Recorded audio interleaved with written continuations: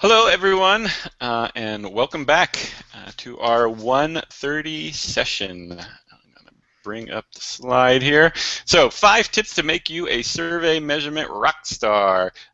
Sponsored by IMEDX, and our presenter is Wendy Terrell, Senior Director at Platform Q Health Education. And I'll also note, Wendy, that the title of your session is the only one that doesn't have a hyphen or a colon in it. Interesting. So, I don't know what that means, but I'm not averse to those forms of punctuation, but okay. Exactly. So again, a big thank you to all of our sponsors, our 2 gold sponsors, Intelligent Medical Decisions and Archimedics, our silver sponsors, Genentech, IMEDX, MedPage Today, and our bronze sponsors, Advanced Studies in Medicine, Clinical Care Options, CME Matters, CMEology, CME Outfitters, Decision Simulation, Educational Measures, Forefront Collaborative, Global Academy for Medical Education, Highmark CE, Impact Education, Infograph Ed, Platform Q Health Education, and Vindico Medical Education. Moving on to the next. Okay, 3 ways that you can ask your questions. You can always use the MedPage Today text line to send in a question, 267-6660-CME. You can click on the Google Plus Q&A link, which is located right along the bottom of the video. You do have to have a Google Plus account in order to ask a question with that. And you can always tweet your question using the CME Palooza hashtag. We're monitoring all of those, so any of them is fine.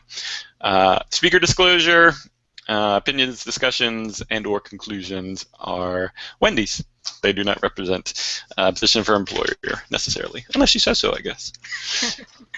And our presenter, as already noted, Wendy Terrell from Platform Q. So at this point, Wendy, I am going to turn things over to you. If anyone sends in questions along the way, I will make sure that Wendy gets them. Great. Thank you. Hello. Good afternoon or morning, depending on your time zone. Thank you all for joining. I am going to talk today about ways that you can improve your question development. So survey methodology. This is a part of applied research, and it's measurement concerning how people think or act, but what's different about survey methodology is that it's gathered via question and answer responses. So a Q&A process, it could be live via an interviewer verbally giving a survey. It can be paper and pencil like we did back in the day in CME, or it could be online, which most of survey administration these days is online administered. So we're still on that slide, Derek. Thanks. Survey methodology is used in different types of research. It's also used in evaluation, such as, for example, how we evaluate our CME activities. And as a science, it was initially developed in the 20s, but since then it's been studied really rigorously. There are many projects looking at different structures of questions and how surveys are administered, how sampling is performed. And so since the 20s, these theories and principles have really evolved, and we have a solid survey science now. And from my vantage point, surveys are the most commonly used measure in CME from what I see. We use them most often, I think, to evaluate our activities and sometimes in more formal research projects in CME. And at the bottom of the slide, you could see there are different constructs that surveys can measure. And most often in CME, we could think about Moore's pyramid. Surveys can be used to measure anything from satisfaction to physician behavior change, but also different feelings and emotions as well. Okay, next slide, please. So validity and reliability, these are of a concern for all types of research, but in survey research as well. So measurement validity specifically refers to how accurately the instrument that you're using measures the construct that you're trying to measure. So if, for example, you're trying to measure competence, how well is that case study that you're using in your survey actually measuring competence of that learner? And reliability, rather, is referring to the consistency of your measurement tool. So going back to our example, if you have a case study and you're trying to measure competence, how consistently are you measuring competence if you continue to use that measure time and time again? So oftentimes we hear the use of people use the example of a ruler as something that has very high validity and very high reliability. You're always going to measure something that's an inch as an inch, and time and time again it will be measured as an inch. But it's a little more difficult in our field and in the social sciences. If you have a depression index, for example, it's not as valid and reliable as a ruler might be. And I should also mention that validity and reliability don't always go hand in hand. So you could have a measure that consistently is off a little bit in one direction. So your depression index might over-measure depression, over-report it consistently time and time again, so it would be highly reliable but not very valid. Okay. Next slide, please. So measurement errors. So these are common in all type of research and in survey research as well. So errors are going to be the extent to which answers are affected by any factors other than the facts on which the answer should be based. So, the noise there that affects the reporting of the truth, that gets in the way of the truth and the real construct you're trying to pull out through your survey. So there are different types of errors. If you look into this more, you'll find lists and lists of interesting types of errors that surveys could produce, and sometimes they have to do with your measurement instrument, sometimes they have to do with the respondents themselves, or an interviewer if it's a live survey, or recall errors. So there are all different types. An example of some common errors are sampling errors. So sampling is when the individuals that you pull to actually take your survey, if they're not fully representative of the greater population of interest, if they're off in some way, shape, or form, then that's going to be sampling error based on how you sampled. A popular one is self-presentation or social desirability bias, and that's trying to answer your questions in a way that presents you in a positive light. We all want to think the best of ourselves, and in social science, a common example of this is that it's been found that people underreport drug and alcohol use but overreport their voting behavior. So, they want to really present the best side of themselves, and that is going to create error.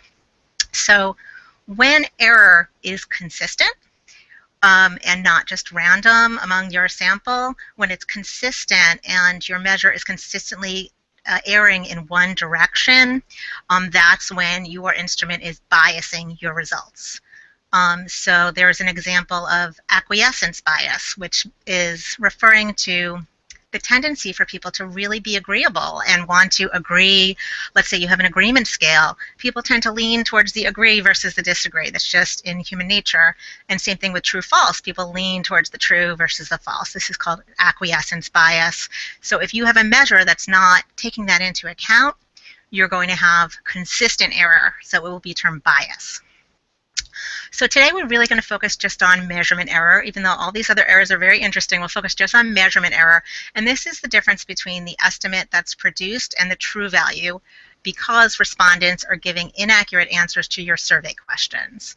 So it may be to different factors, such as recall, as was mentioned. Maybe people are unwilling or unable to provide accurate answers for other reasons.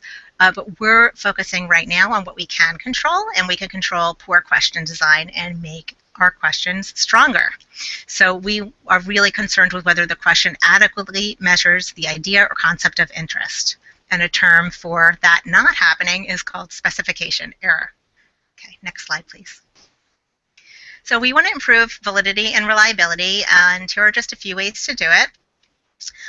Piloting your questions. This is something that I'm aware of being done in CME by colleagues in various organizations, that we could do this casually or more formally. So an example of a casual way to pilot your questions is just to run them by faculty.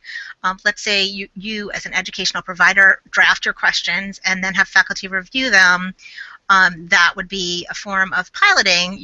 They're checking the face validity of it. Does it look like this is valid to me as a faculty member? They're hopefully clinicians, and they could talk about how it will speak to other clinicians. A more formal way of piloting is to convene actual focus groups of the target population. So, 6, 8, 10 people, could be done live or virtually, and ask them to restate that question in their own words. So you're really getting at their interpretation and understanding of the terms and the meaning. And there are different questions you could ask in a pilot as well. You could administer a survey as a pilot also. It doesn't have to be just a focus group qualitative discussion. You could administer it and look at the results and follow up with respondents to see why they answered a certain way. So piloting is a type of validation, but there's also more formal validation where you need to involve a psychometrician or a statistician to look at the internal consistency of questions, how different constructs of interest kind of lie together. So that's something a little more formal, and I tend to see that rarely in CME, but when it is done, it's usually for large initiatives or when a measure is going to be used repeatedly. If you're just evaluating one CME activity, it's probably not worth the investment to bring in a psychometrician or statistician to look at your measure, but it's good to know that that's something you could do for larger projects. So to begin with, what we can control, once again, is writing solid questions and using question structures that have been studied and have been shown to be more valid than others. Next slide. Okay, great. So tip 1, we're on to our 5 tips. Tip 1, avoid dichotomous answer choices. So dichotomous is, two answer selections, so true, false, yes, no, agree, disagree. These are just no. You should be avoiding these at all costs. They're very easy to write. So I understand why we see them a lot, especially if perhaps you have faculty develop questions for you, very busy people, don't have a lot of time. They're easy to put together. So the reason why we are recommending against these is the probability of guessing correctly on a dichotomous answer format is 50%, even if you know absolutely nothing about the topic area at all. So that's not good. We want to be able to discern who really knows the information and who does not. So on a more traditional 5-choice, multiple-choice question, the probability of answering correctly, of guessing correctly, basically, is 20%. So that's much better. And once again, I mentioned the acquiescence error. So if we're talking about an agree to disagree format, that's going to be in play here as well, and that will influence another type of error introducing itself.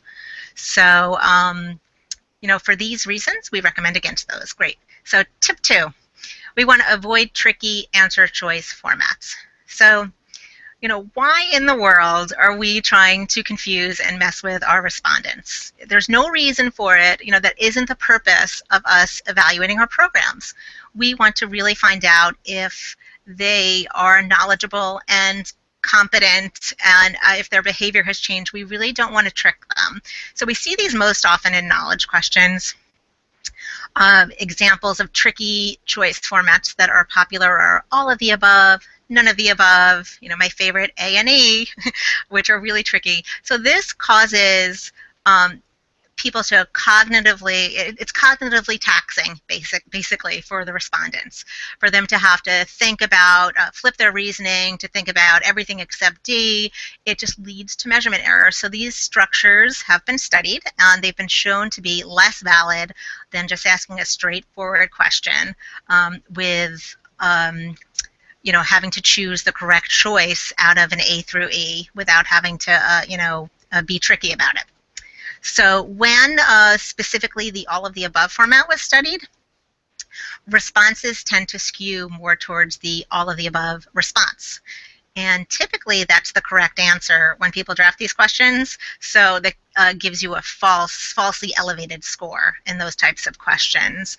And also there was found to be a loss of discriminatory power in reviewing the other response options. So maybe they know A, definitely yes, B, definitely yes. So they just jump to E and say all of the above without really giving the other questions a good review.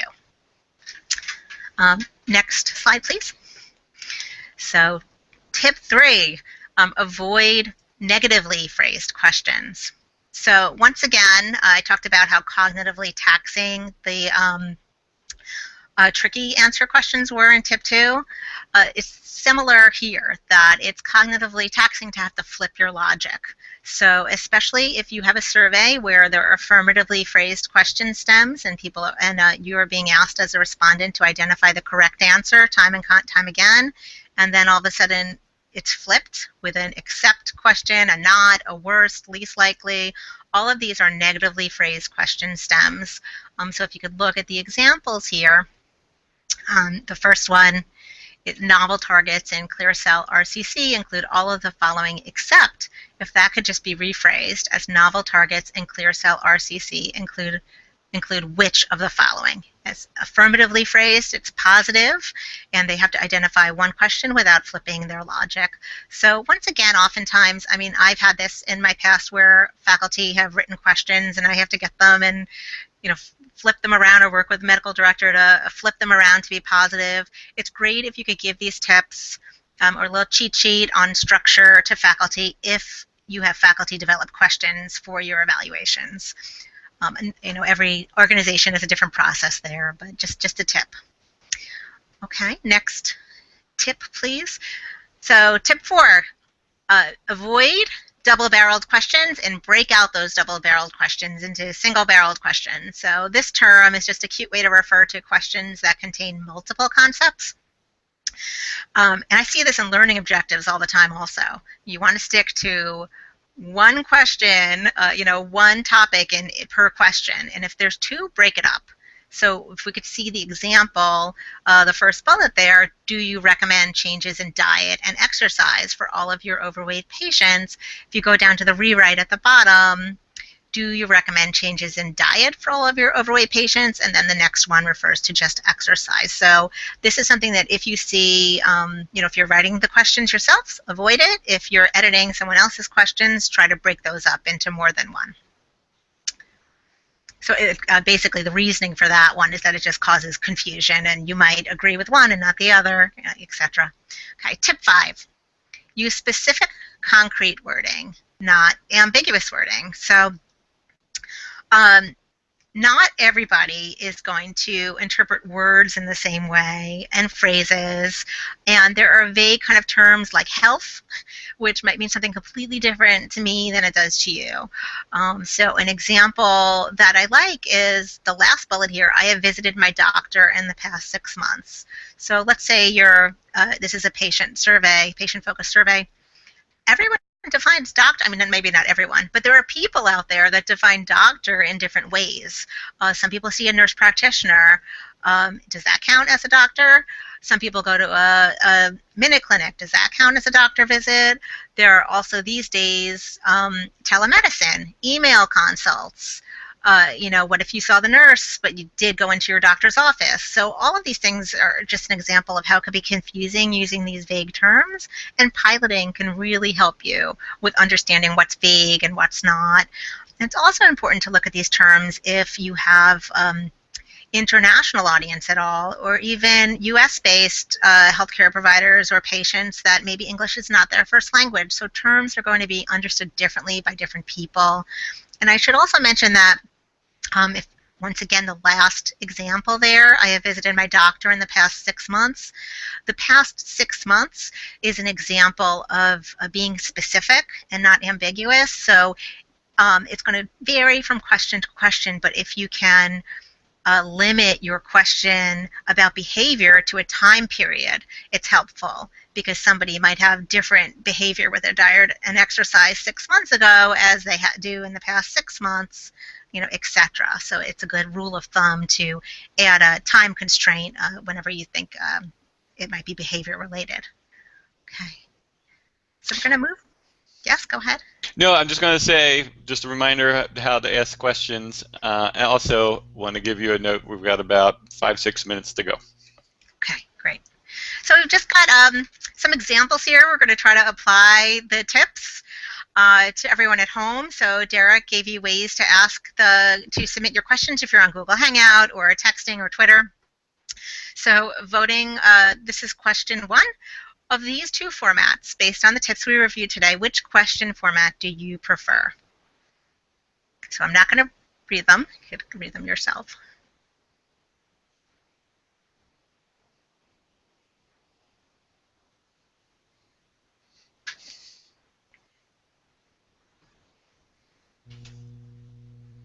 Okay. So based on the tips that we reviewed today, the question format that should be preferred is question 1. The reason being that question 2 is an example of a tricky question format. So it doesn't specifically use the same language we had in our example, but it has A has an only, and D is only, and it's just a little bit tricky. Question B also has, several of the other answers put in it. So it's a little bit of a tricky, difficult format question. A tip that relates to that is that your answer choices should all be similar in structure. So if you see A, C, and D are a bit similar, but B is very different in its structure than the answer choices, for example, 2 here. So you want to keep all of your answers pretty consistent. You don't want one kind of sticking out like a sore thumb. Okay, question 2. So out of these 2 questions, we'll give you a minute, and if you could let us know which question format you prefer.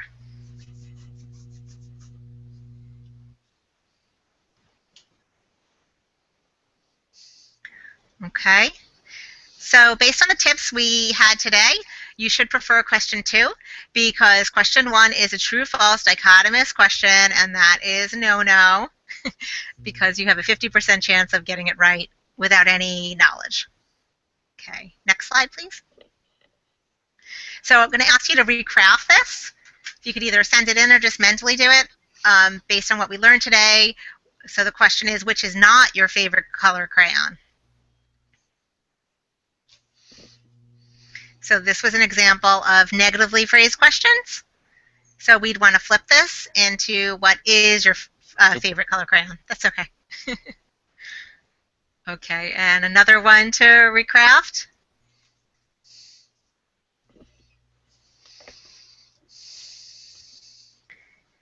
And this is an example of a double-barreled question. So here we're asking the following outcomes level is the most difficult for me to evaluate and report. So perhaps the respondent only has challenges in evaluating but not reporting, or vice versa. So you'd want to break this up into 2 questions. And that is all for today. Great. Wendy, you have a question you can answer if you have time or not. We have like 3 minutes. Sure. Question is, do you have any recommended resources for supporting piloting surveys? I.e., what questions do you ask your pilot subjects about your questions to identify bugs? Yeah, and I think some of the resources that I have here would go into greater depth. So, for example, the Improving Survey Questions Fowler book up top on the slide that's up right now is a great resource that goes into how to pilot and the steps in piloting.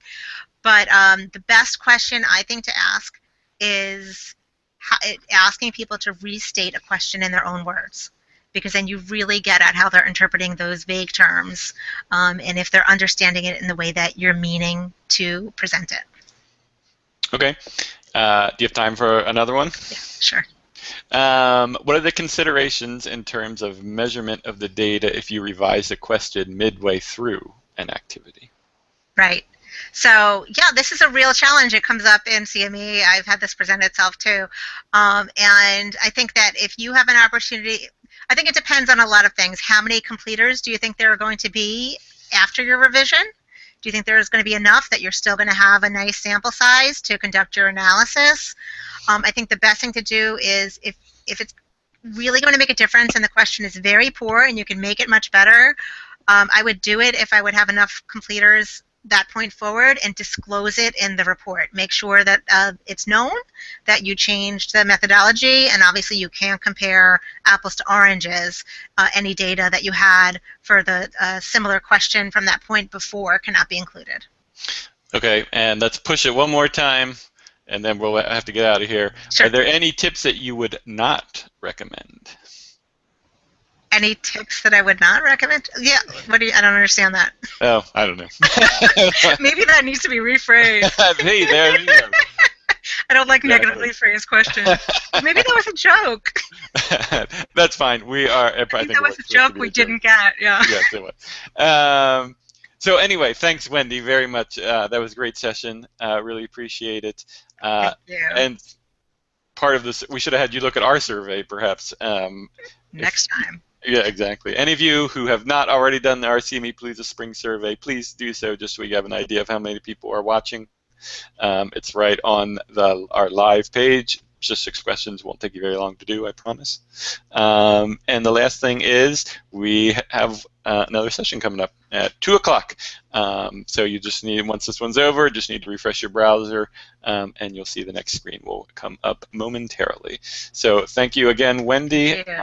And for all the rest of you, I will see you at around 3 o'clock for my next session. Okay, bye-bye.